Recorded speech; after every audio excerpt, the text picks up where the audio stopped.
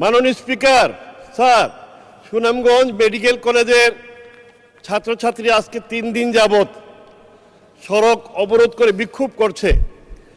তাদের যে medical college, সেখানে এখনো কোনো হাসপাতাল চালু হয় নাই।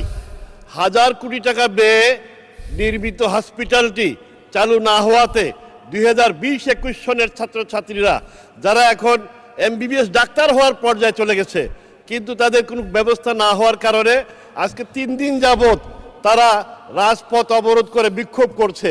আমরা মনে করি সকল 1000 কোটি টাকা ব্যয় হওয়ার পরেও এই মেডিকেল কলেজটি 500 শয্যা বিশিষ্ট চালু না হওয়ার কারণে শত শত শিক্ষার্থীর জীবন এখন অনিশ্চিত হয়ে পড়েছে।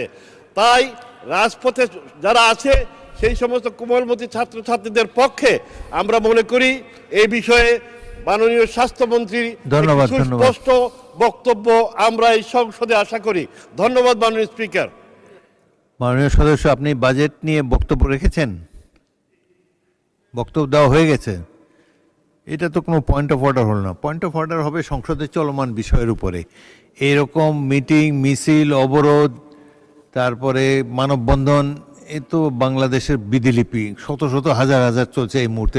প্রেস ক্লাবের সামনে দেখেন, শিক্ষকরা আমার কাছে এসেছিলেন আজকে, আরও অন্যান্য আছে।